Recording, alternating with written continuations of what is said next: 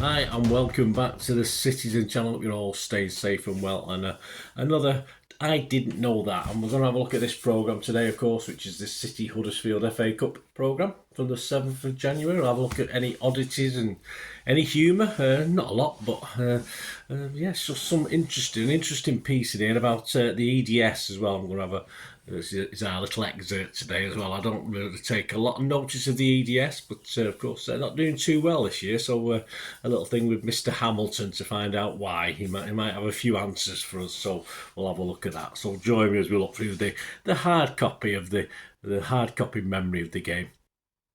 Please, if you're new to the channel, push that subscribe button, push the bell notifications, give us a like, guys, as well, if you can, for this vlog. It'd be great for you to do that. And, of course, any comments on this programme or anything to do with City, just let us know. And I will try to respond, or if I need to give you a little thumbs up, a little like, I will do so.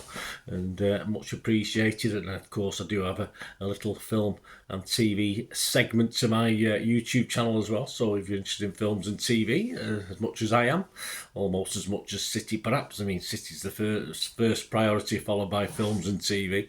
But yeah, just have a look at that and dip in and out, see what you fancy. Right, let's get on with this. I didn't know that. As I said, nice cover. Yeah, of course, a little homage to the 1969 FA Cup winning team. A smaller issue, though, still £4, but you only get 68 pages, not 84 pages. But we'll not quibble about that. I'm sure I've had a moan about that in the past, but hey, they've got to pay the bills, haven't they? What didn't you know, or did you know? I mean, you may have known stuff I didn't know, and vice versa. About City, of course, well, Rodri features in this one. Interesting stats, of course, didn't feature in the game. His sadly grandmother had passed away and he was over in Madrid for a couple of days, but he came back to sit on the bench. But some Rodri information, some interesting stats. He's made 154 Premier League appearances as up to the game against Huddersfield. 113 wins, so that works out at 73.3% win ratio, so that's not too bad, is it? He scored 18 goals, 14 assists. That's fine. Shot accuracy, though, was surprised me. Yeah, just 30%. It's not great. I mean, it's a good job. It was, what's that? 1 in 3 and a bit. Good job, obviously, over in Istanbul. It sort of worked out a little bit better. But, yeah, 30% accuracy, sort of, yeah, it did surprise me just a little bit. And he makes around, this didn't surprise me so much, almost 84 passes per game. So almost 1 a minute, which... is probably par for the course. A little bit on Manuel Akanji. He scored 2 goals and 1 assist in his 44 Premier League appearances so far. He has a 64%, so almost 2 out of 3 tackle success rate, and he's made 36 fouls in total. So he's quite clean, isn't he? He's not very dirty, put it that way. Just go Gvardiol, the lowdown on him. 10 things you didn't know. Well, I knew some of them, but the interesting things for me, he wanted to be a striker as a kid. I think there's the odd idiot like me who wanted to be a goalkeeper as a kid, but yeah, I think most lads who play football, they don't want to be a right back, do they? They want to be a number 9, they want to be a winger or something like that. But so that's no surprise he wanted to be a striker as a kid. His father was a fisherman. Apparently he couldn't stand it when he went fishing. I quite like fishing. At 18, yeah, he turned down Bielsa's Leeds to join RB Leipzig, of course. So, yeah, I probably knew that and forgot about it. As I said, Mika Hamilton reflects on a poor season so far from the EDS. We'll have a bit more of that before we go. Anything particular about Huddersfield? Well, not too much. A guy called George Brown is their all-time top goal scorer with 159 goals.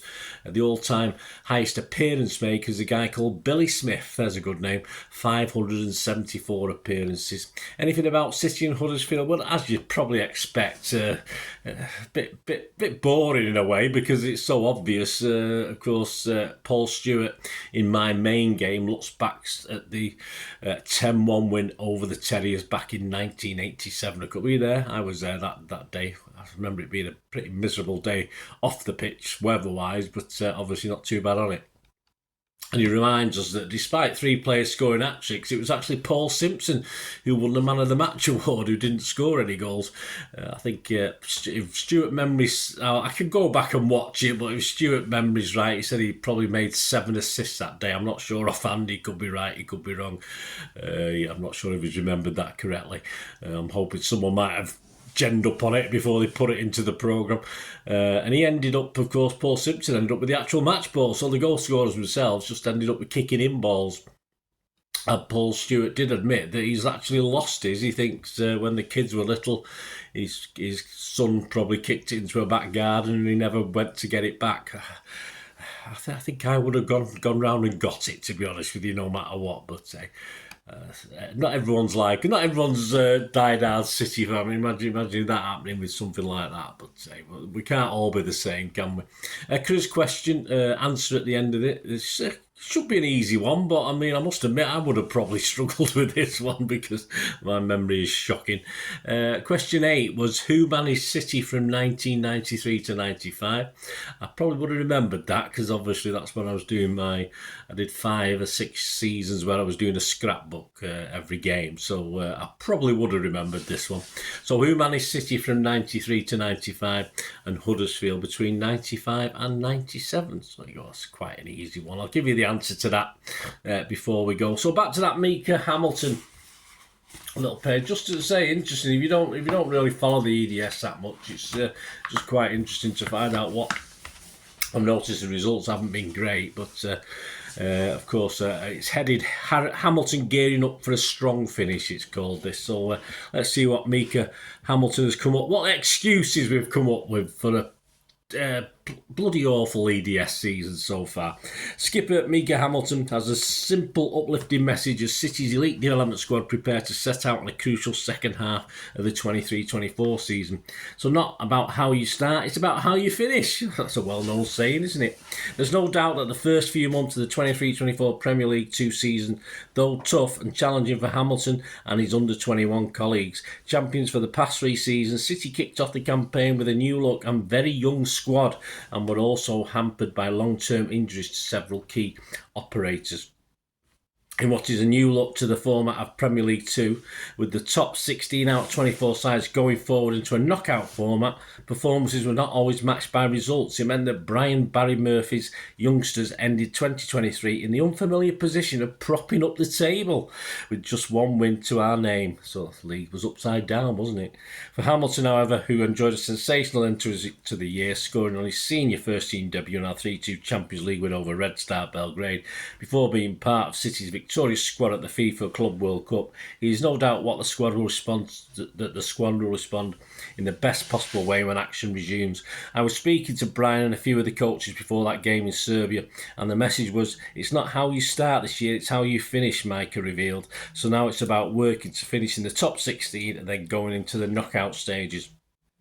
I think that in some of the games, the result doesn't really reflect the performance. I've looked back and I'm like so annoyed because we played so well in the games and it's like we should have won, especially the game at Arsenal. We played so well away there and we should have won there rather than drawing 3-3.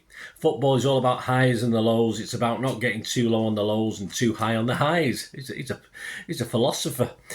So we're at a stage now where we must have to really focus on what we're about. Brian is saying to us after games that we're doing well. So I think these are lots of things we have been doing very, very well.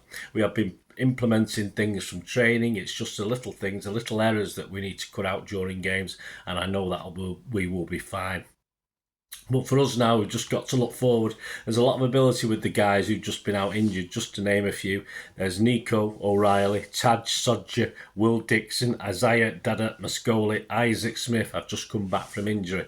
The quality is there, and to add to that now to team, to add to that to the team we have now, and that together we will all be very, very good. So basically our goal is to get into that top 16 by the end of the regular season, and from there we know how good we are. By the time hopefully everyone is fit, so I think we will do well there. So there you go. So little excuses as to why the EDS haven't been lighting up the league this season after winning it 3 on a trot. I must admit, if you ask me now, I would say they're probably not going to make it 4. But you never say never, that's for sure. Back to the quiz answer, guys, before we go. It was question number 8. Who managed City from 1993 to 95 and Huddersfield Town between 95 and 97? Of course, it was Mr. Brian Horton. So give yourself a pat on the back if you got that right. Hope you enjoyed this, guys. This little I didn't know that. Say a little bit a shorter version because it's a shorter programme, but hope you found some of the information interesting and new as well. So that helps. Or you might have said, "Oh, I knew all that, Bernard. Do better next time." I'll do my best. Anyway, thanks for watching, guys. Until we meet again, and that's one thing, don't I? Please stay safe, Blues. Come on, City. Bye for now.